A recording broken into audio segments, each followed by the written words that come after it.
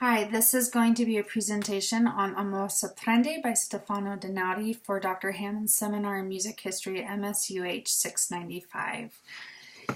To start off, we are going to talk about where Amor Sorprende comes from. It comes from the 36 Arie di Stile Anticos, the 36 arias in antique style. These are the only works that kept Donati's name alive as a composer. He did compose other pieces that we will touch a little bit in the next slide, but the pieces were composed around the year 1918.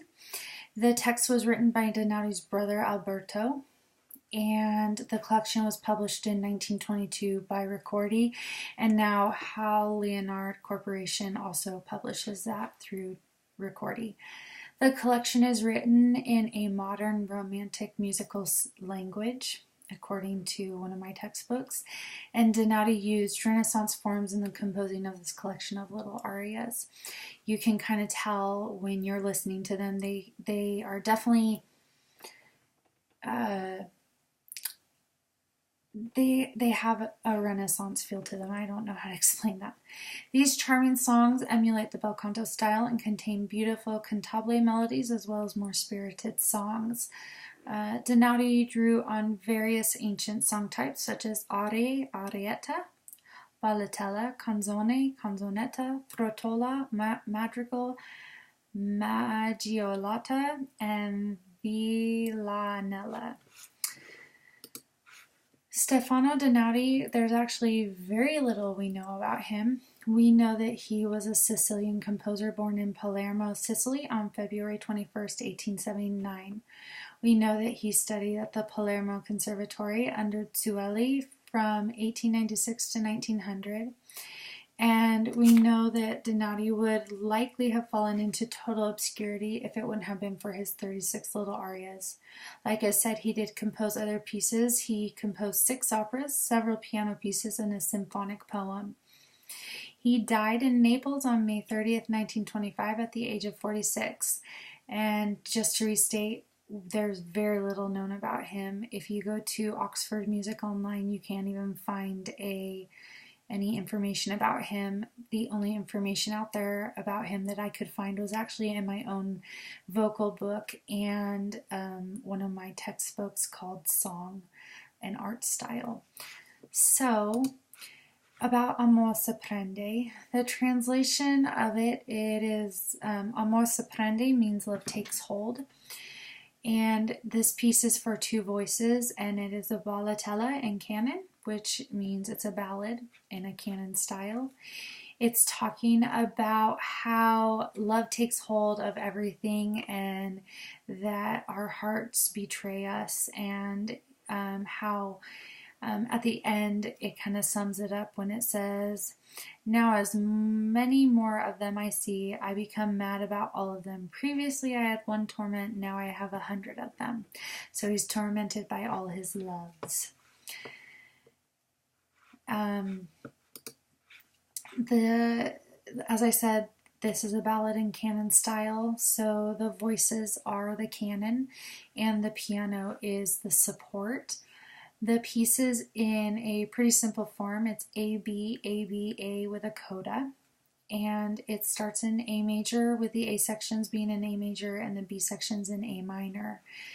You can also see that he likes to stick with perfect authentic cadences, and at the end we have an authentic cadence, but everything else is pretty simple.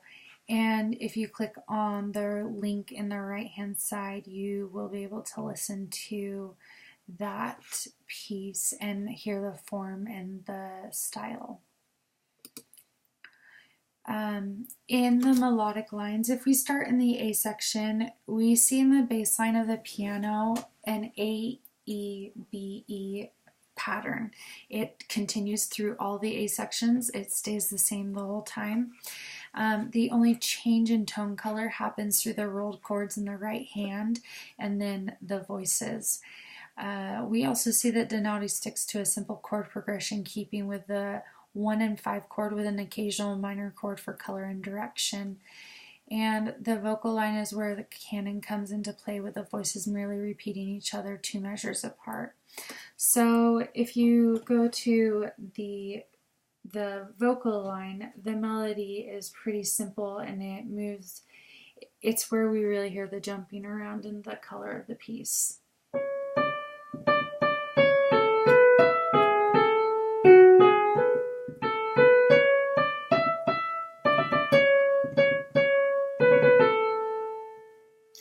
And then that melody becomes minor for the B section.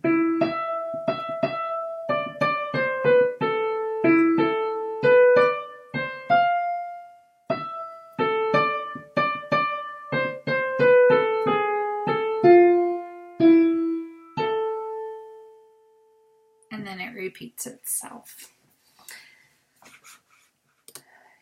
When we move to the B section, if we look closely, when we see in the bass line, we see that it's in C major descending. It's a C major descending scale.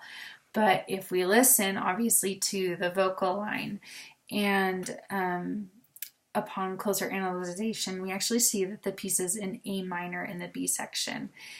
We see this repeated C descending major scale again in measure 29 through 36, 57 through 64, and 73 through 80. Again, we see Donati sticking to simple chord progressions. The complexity of the piece really comes from the canon and the voices. So we're seeing this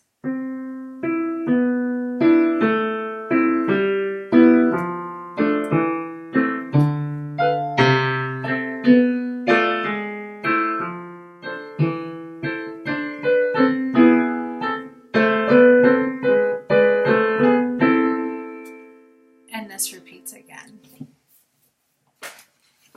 Like I said, it's simple, but it gets the point across, and then it leaves emphasis for the voices. In the B section, as I said, it repeats itself. So in the B section, we also see a double period taking place for the entirety of the section in piano part. We have the antecedent from measures 28 through 29 that end in an imperfect authentic cadence, followed by a perfect authentic cadence in measures 44 through 45. I believe that Donati kept the piano part simple in both melodic lines and chord progression to make the voices the focal point of the piece, because the piece is all about the canon, and that is achieved through the voices. What makes this work a chamber work? Well, according to our textbook, chamber music refers to any music designed for home performance as opposed to performance in the church, concert hall, or opera house. Both vocal and instrumental forms may be identified as chamber music if they are suited to performance in a chamber or small room. So with the above definition, while this piece is written for 1 piano and 2 voices instead of 3 instruments, it can still be considered a chamber work under the above definition. Just like instruments have different timbres, so do voices. And while this piece might be a duet between 2 voices with a piano accompaniment, many times this piece is sung by a soprano and a tenor, which brings in those 2 different timbres of voice. If you were to compare these 2 instruments, you would see these 2 voices as just different instruments with different timbres. Occasionally, you'll see this piece sung by 2 tenors. There is a recording of that on YouTube. And even within that recording, those 2 tenors, one has a brighter sound, one has a darker sound. It still is 2 separate instruments, in my opinion. So what do we know? What do we remember? There isn't much known about Stefano Donati. He is known mostly for his 36 little arias. He did, however, compose 6 operas, several piano pieces, and a symphonic poem. And Amor se prende is one of his little arias written for 2 voice and piano. It is a ballad in canon form, with the focal point being on the vocal line with simple chord progressions and bass repetition in the piano.